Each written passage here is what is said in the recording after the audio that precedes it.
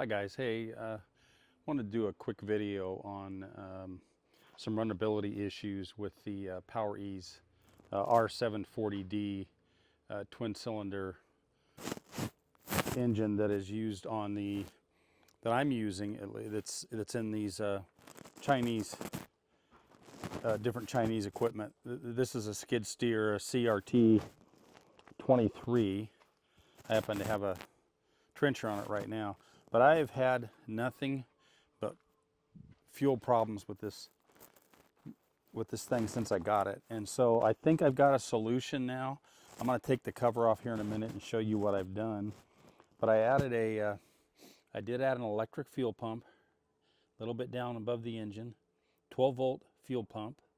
It's got a built-in fuel filter underneath it. It's all fused, wired into and I have it on the ignition. Comes up to another fuel filter and then right straight into the carburetor.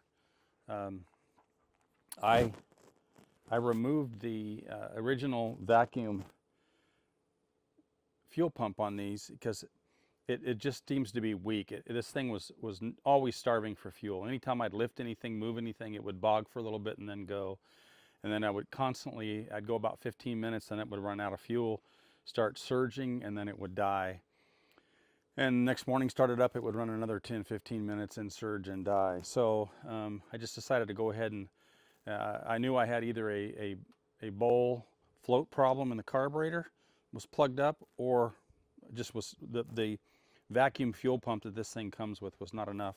So I'm gonna take this thing off and just show you what I did inside there. It's pretty simple. The first fuel pump I got, and again I'll leave a link for that fuel pump below. The first one I got wouldn't work. It was just dead. Got it off Amazon. So I ordered another one. I turned that one back into Amazon, no problem. Second one I got, it seems to run fine. Hopefully it'll have a good life to it. But this thing has never run this good. It idles fantastic. It doesn't bog down. It's got so much more power. And so I don't know if any of you guys are having this kind of problems, but I tell you what, this was sure the solution. And I'm real happy with how it's running now. You can see I went from the fuel tank, and I'm above the fuel tank. The pump's actually above the fuel tank. It has no problem pulling fuel. I don't have to be below the level. It's a good suction and push pump. Secondary filter, even though there's one down there. And I go directly into the carburetor. This is where the fuel pump is normally mounted on this. And it has a vacuum coming from the intake that goes right to here. And what I did, if I can take this off, was I just put a bolt in the end of it, put a clamp on it so it doesn't pull vacuum and cause a vacuum leak. So that was what went to the old fuel pump that was mounted here and caused was the pump. I just think that pump was weak. I'd replaced that pump once. Didn't make a difference at all. So, but I still think it's just too weak of a pump to pull enough fuel for this thing. So anyway, I go directly and then right into the carburetor here, bypass this whole fuel pump system. Left the bracket on even though I don't need it. Well, I need it for this bolt right here, which hooks into the front right there for that filter cover. So I left that on there because that helps hold that. So anyway, I'm going to put this back together. I just wanted you to see inside of how simple it is, really. And then I'll show you a little bit of running on it and how well it runs. I know there's some other video, got it back together here.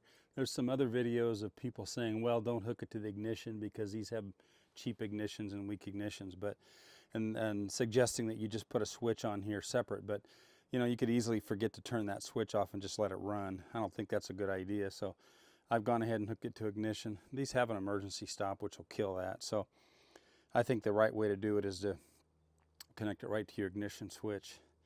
And I actually use this. These have a 12-volt power supply cigarette lighter like adapter. I took the power from that. I don't need that. So I took the power from that to power, and that was powered by the ignition. So I ran those wires down and you are using those. Plus, like I said, it's fused.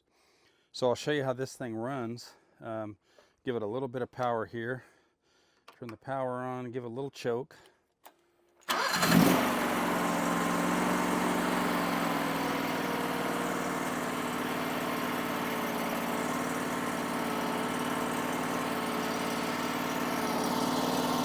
can see, I didn't run the fuel pump. I'll run it in a second so you can hear the fuel pump.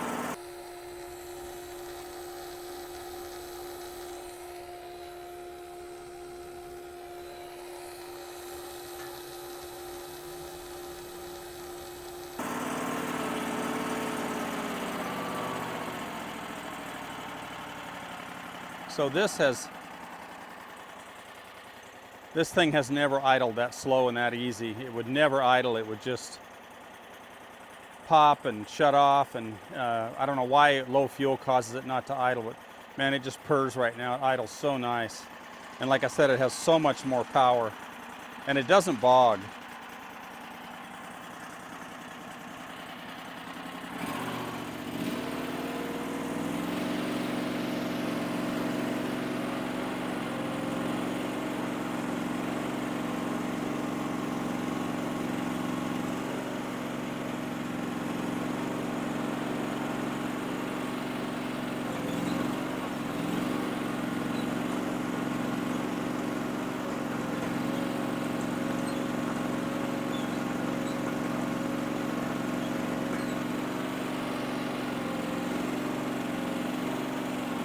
I'm not even running it hard right now at all.